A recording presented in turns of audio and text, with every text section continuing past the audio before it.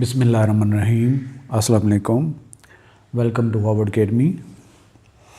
आज हमारा teaching techniques and methodology का session traditional teaching methods topic है। ओवरऑल इसके अंदर हम तकरीबन 4-5 लेक्चर्स कवर करेंगे। ट्रेडिशनल टीचिंग मेथड में फर्दर हमने जो बात करनी है आज लेक्चर बेस्ड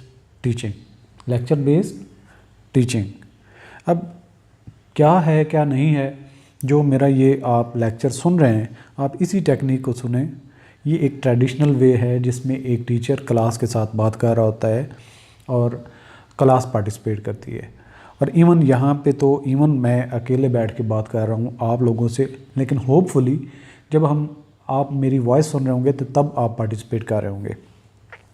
तो डेफिनेटली जब एक टीचर कन्वे करता है और उसका रोल एक्टिव होता है, यानी कि एक्टिवली कौन जो एक्टिविटी कर रहा होता है वो टीचर होता है, और दूसरे जो पार्टिसिपेंट होते हैं क्लास वो एज अ पासिव पार्टिसिपेंट्स होते हैं, यानी उनकी एक्टिविटी ये होती है कि टीचर को सुने। तो ये जो मेथड है आप इसको किसी हद तक ये कह सकते हैं कि लेक्चर बेस्ड टीचिंग ही है, और इसी को आप कंसीडर करेंगे। इसके प्रॉज कॉन्स क्या हैं या हम किस तरीके से बात कर रहे हैं, उसको इफ़ेक्टिव कैसे बनाया जा सकता है, आया क्या उसको मैं इफ़ेक्टिव तरीके से आपसे बात कर रहा हूँ या नहीं कर रहा हूँ, तो इन चीज़ों को आपने डेड करना है। सो जब भी आपको इंट्रोडक्शन हो जाता है कि ये introduction to traditional teaching method में ये लेक्चर बेस्ड टीचिंग जो हमारी, इसमें traditional teaching methods have long been the cornerstone of education, यानी कि कोई आज की बात नहीं है, सदियाँ गुजर गई हैं, ये एक बुनियाद रखे हुए है एजुकेशन सिस्टम में। These methods have been utilized for centuries to impart knowledge and skills to students. तो सदियाँ गुजर चुकी हैं कि जो ये सिस्टम यूज़ होता है जिसमें नॉलेज जो है वो इम्पार्ट किया जाता है, टीचर अपना नॉलेज अपने स्टूडेंट्स को कन्वे करता है। One of the most prominent traditional teaching methods is lecture based teaching. So ये कौन सा है प्रोमिनेंट ट्रेडिशनल टीचिंग मेथड्स में से जो है वो लेक्चर बेस्ड टीचिंग है। A pedagogical approach that centres around the instructor. अब किसके सेंटर होता है, यानी कि इसका मेन रोल किसका होता है, इंस्ट्रक्टर का। वो क्या करता है, delivering information verbally to a group of students.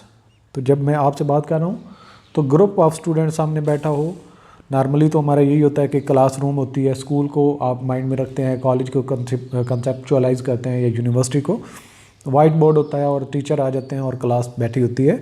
तो उसी इन्वायरमेंट को लेके चलें तो टीचर बात करता है और स्टूडेंट्स उसको सुनते हैं। दिस नोट विल, यानी कि ये जो हमारा सेशन है इसकी बात हो रही है, will delve into the details of lecture based teaching. हमने क्या क्या चीज़ें इसमें करनी है कवर, कि लेक्चर बेस्ड टीचिंग की जब बात कर रही होती है तो उसकी करैक्टरिस्टिक्स क्या होती हैं, क्या क्या खदोखाल होते हैं जिसको हम कह सकते हैं कि लेक्चर बेस्ड टीचिंग है ये, इसके फ़ायदे क्या हैं, इसके डिसएडवांटेज क्या हैं, और पोटेंशियल स्ट्रेटजीज़ क्या हो सकती हैं जो इसको मज़ीद बेहतर किया जाए या इसको इफ़ेक्टिव इम्प्लीमेंटेशन इसकी की जा सके। So lecture based teaching is characterized by the following features. कौन कौन से हैं इसमें? इंस्ट्रक्टर सेंटर्ड अप्रोच है, यानी कि मेनली बात कौन कर रहा होता है, इंस्ट्रक्टर ही बात कर रहा होता है और सारा उसका रोल होता है। In this method the instructor takes on the role of the primary information provider. सब इंफॉर्मेशन कौन प्रोवाइड कर रहा होता है, teacher. And student predominantly assume the role of passive participants. अब जो टीचर है वो एक्टिव रोल करता है, प्राइमरी रोल उसका होता है, और जो स्टूडेंट्स होते हैं उनका पैसिव पार्टिसिपेंट्स हो जाते हैं, यानी वो उसकी बात को सुनते हैं। ये एक तो इसकी फ़ीचर ये हो गया, या आप ये समझिए कि करैक्टरिस्टिक्स में से, कि इंस्ट्रक्टर सेंटर्ड अप्रोच होती है। जब लेक्चर बेस्ड टीचिंग हो तो इसमें इंस्ट्रक्टर जो है वो सेंट्रल रोल अदा करता है, आप इस हिसाब से याद रख सकते हैं। इसके अलावा ये वर्बल कम्युनिकेशन होती है। तो मेरे ख्याल में वर्बल, अगर जब आपका फिज़िकली टीचर सामने हो तो वर्बल भी होती है, नॉन वर्बल भी होती है। तो वर्बल कम्युनिकेशन यहाँ पे ये है कि मतलब अब जब मैं आपसे बात कर रहा हूँ तो इसमें नॉन वर्बल का इन्वॉल्वमेंट नहीं है।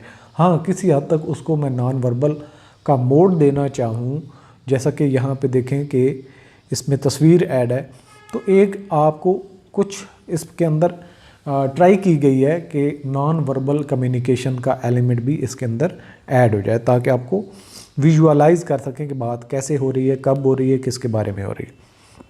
अगर ये तस्वीर हटा दें तो ये टोटली वर्बल कम्युनिकेशन हो जाती है, यानी सिर्फ अल्फाज का रोल रह जाता है। The primary mode of communication is spoken language.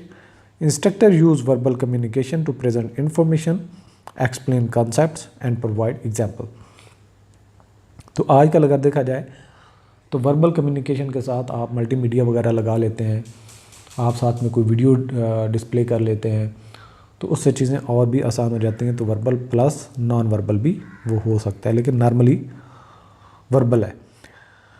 अच्छा, इसके बाद है स्ट्रक्चर्ड कंटेंट डिलीवरी, कि जो टीचर बात कर रहा होता है तो उसको स्ट्रक्चर्ड वे से बात करता है। यानी कि अब हम बात कर रहे हैं, हमने क्या बात की कि जो ट्रेडिशनल टीचिंग मेथोडोलॉजीज़ हैं उस पे हमने बात की, फिर हमने टीचिंग लेक्चर बेस्ड टीचिंग की बात की। स्पेलिंग आज बहुत मिस्टेक हो रही है, लेक्चर बेस्ड टीचिंग, उस पे हमने बात की। फिर मैंने उस पे कहा कि पहले हम इसकी करैक्टरिस्टिक्स पे बात करेंगे, ठीक है, फिर हम उसके एडवांटेजेस पे बात करेंगे, फिर हम उसके डिसएडवांटेजेस पे बात करेंगे, फिर हम उनकी इफ़ेक्टिव कम्युनिकेशन कैसे हो सकती है या उसकी इम्प्लीमेंटेशन कैसे हो सकती है, उसको बनाने के लिए हम स्ट्रेटजीज़ कौन सी अप्लाई कर सकते हैं, ये बात हो सकती है। तो इस तरह से ये हमारा एक स्ट्रक्चर्ड वे से बात होती है, यानी कि हम स्टेप वाइज पहले इंट्रोडक्शन, तो फिर जनाब उसकी फर्दर जो हम कैटेगराइज कर लेते हैं। तो ये एक स्ट्रक्चर्ड है, यानी कि उसका format given. Lectures are typically organized in a structured manner with clear outlines and a logical flow of content. This aids students in understanding the sequence of concept. तो ये चीज़ों को तरतीब से याद रखना आसान हो जाता है। इसके बाद वन वे कम्युनिकेशन है, क्योंकि टीचर बात कर रहा होता है और नॉर्मली स्टूडेंट सुनते हैं, उसको समझते हैं। तो जब डिस्कशन होती है तो टू वे हो जाती है, यानी कि स्टूडेंट सवाल करते हैं, टीचर जवाब देते हैं, सो डिस्कशन का भी फॉर्म ले लेती है। नॉर्मली क्या होता है, ये वन वे कम्युनिकेशन होती है। Interaction from students is often limited during the lecture itself. Question might be addressed at the end और इन द सब्सिक्वेंट सेक्शन, या सब्सिक्वेंट सेशन भी हो सकता है, या जब आपका लेक्चर कंप्लीट हो जाता है तो आप उसके बाद क्वेश्चन आंसर करते हैं। तो नॉर्मली वन वे कम्युनिकेशन होती है ड्यूरिंग लेक्चर प्रोसेस। अब आ जाती है एडवांटेजेस पे बात कि इसके फ़ायदे क्या हैं। एक तो एफिशिएंट इंफॉर्मेशन डिसमिनेशन है, यानी कि आपको इंटरप्शन नहीं होती, थोड़े से टाइम में बहुत सारी बातें जो है वो टीचर कर लेता है और कम्युनिकेट कर देता है जो उसके माइंड में चीज़ें होती हैं। तो स्टूडेंट की लर्निंग बहुत फास्ट हो जाती है इसमें, थोड़े टाइम में, विदाउट डिस्ट्रैक्शन, मच नॉलेज। इसमें lectures are efficient way to present a large volume of information within a relatively short time, making them suitable for covering foundational content. इसके बाद आ जाता है जी इसके एक्सपर्टीज़ डिमॉन्स्ट्रेशन। जो टीचर की एक्सपर्टीज़ होती है उसको वो इस्तेमाल करते हुए अपना नॉलेज डिमॉन्स्ट्रेट करता है। जो जो फील्ड का उसका एक्सपीरियंस होता है, जो काम होता है, या जितनी उसकी अंडरस्टैंडिंग होती है, तो वो उसको बात करता है। तो सो एक्सपर्टीज़ डिमॉन्स्ट्रेशन होती है इसमें। Instructors can use lectures to demonstrate their expertise, sharing insights, experiences and real world examples that enrich students understanding। और इसके एडवांटेजेस में स्टैंडर्डाइज्ड कंटेंट डिलीवरी, कि हर स्टूडेंट जो क्लास के अंदर पार्टिसिपेंट होते हैं उनको एक ही पैटर्न पे इंफॉर्मेशन जा रही होती है, किसी के अंदर कोई फ़र्क नहीं होता, कोई डिफरेंस नहीं होता। तो स्टैंडर्ड वे में कंटेंट की डिलीवरी हो जाती है।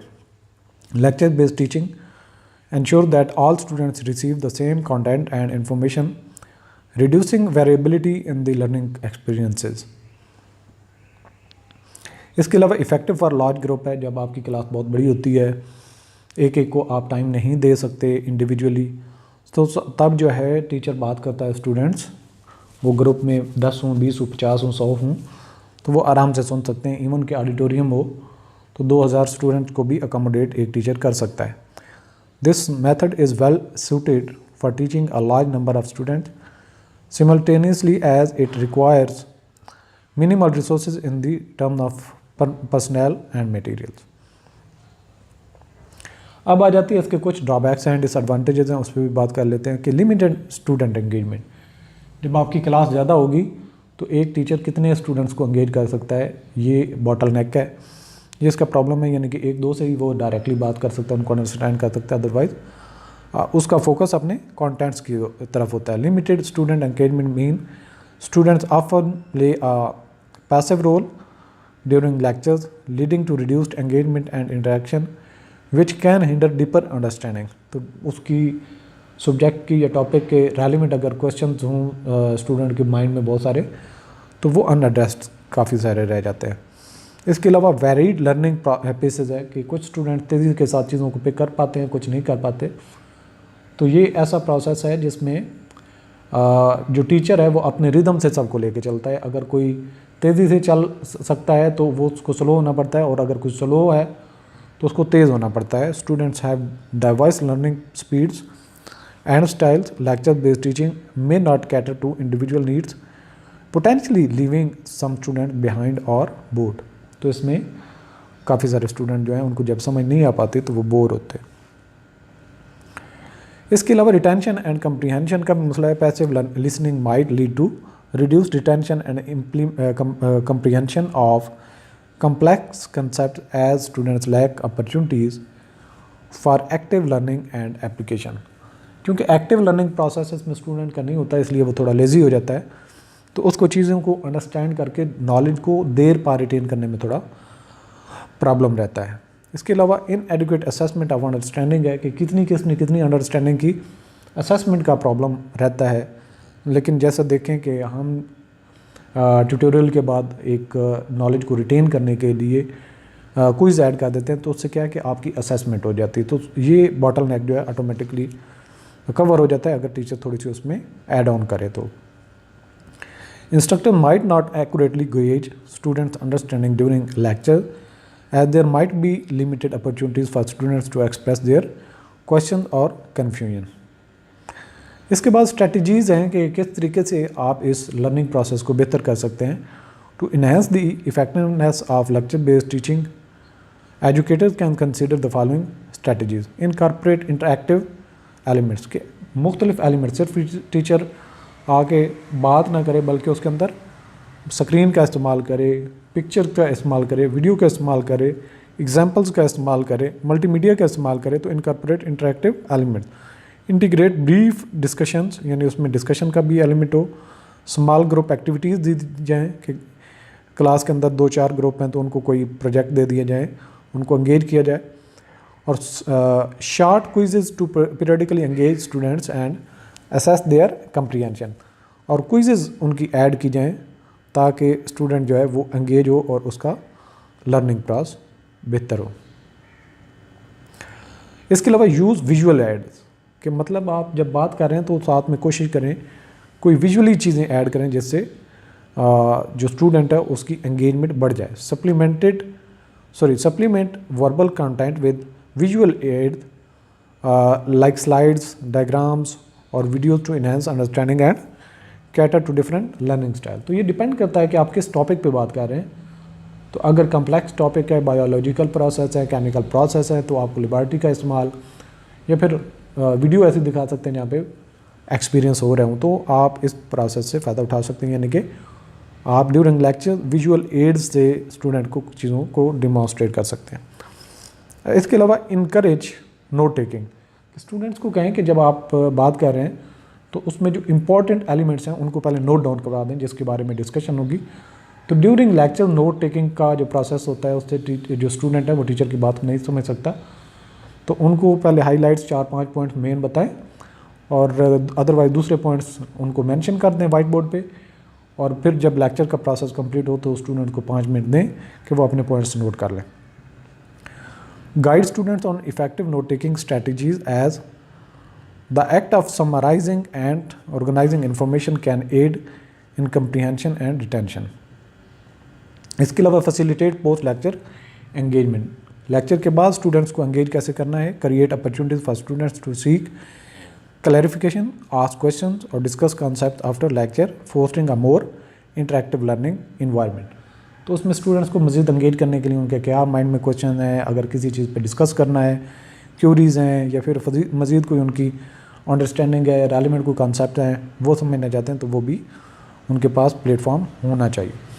अब अगर जो इन स्ट्रेटजीज़ को कंक्लूड करें तो lectures based teaching remain the foundational method in education, offering efficient information dissemination and expertise demonstration. However, its limitation on terms of engagement, individualization and active learning highlight the need for thoughtful implementation strategies to ensure optimal learning outcomes. Balancing lectures with interactive elements and promoting post-lecture engagement can contribute to a more effective and engaging learning experience for students.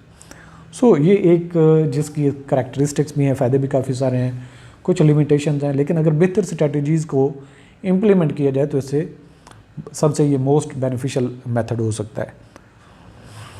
अब हमने अपनी understanding की basis पे quiz को solve करना है। Quickly move करते हैं अपने टेस्ट की तरफ। What is the lecture based teaching? Option है हमारे पास method where students teach each other, option B a pedagogical approach centered around verbal communication by instructors, C a method that uses only visual aids for teaching, option D a method that emphasize individualized learning. Right answer is B, a pedagogical approach centered around verbal communication by instructors. Next question, what is the primary mode of communication in lecture based teaching? Written communication होती है, non-verbal communication, spoken language, visual communication. Spoken language का इस्तेमाल होता है जिसको हम verbal communication कहते हैं। Next question, which of the following is the key characteristics of lecture based teaching? Options, student centered approach, B hands-on activities only, C varied learning paces, D instructor as the primary information provider. Right option D है instructor as the primary information provider. What is the advantage of lecture based teaching in terms of information dissemination? Option, it promotes active learning, it encourages group discussion, it efficiently presents a large volume of information, it focuses on individualized instruction. Right option C है, it efficiently presents a large volume of information. What advantages does lecture based teaching offer in terms of expertise? Options हैं, it minimizes the need for instructor preparation, B it encourages self-directed learning, C instructors can demonstrate their expertise and share real-world example, D it eliminates the need for standardized content. Right option option C है, instructors can demonstrate their expertise and share real-world examples.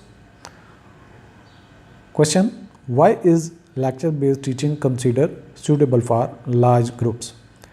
Options है, A it requires advanced technology, B it provides personalized attention, C it is resource intensive, D it is efficient and requires minimal resources. Right option D it is efficient and requires minimal resources. Next question, what is potential disadvantage of lecture based teaching regarding student engagement? Options हैं, students are too engaged and can become overwhelmed, B students may not be interested in the content, C students often play a passive role leading to reduced engagement, D students may become overconfident in their understanding. Right option C है, students often play a passive role leading to reduced engagement. Next question, What challenge might arise due to varied learning paces in lecture based teaching? Options हैं, A, students may not have access to required resources. B, some students might get bored or left behind. Option C, students might not take notes effectively. Option D, instructors may struggle to maintain discipline. Right option B है, some students might get bored or left behind. Next question, what strategy can instructor use to enhance lecture based teaching? Options, avoid using any visual aids. B, discourage note taking to promote active listening. Option C, incorporate interactive elements and small group activities. D, eliminate post lecture discussion. Right option C है, incorporate interactive elements and small group activities. Next question, what is the purpose of facilitating post lecture engagement in lecture based teaching? Option है, to end the class session on time. Option B, to give students more time for individual study.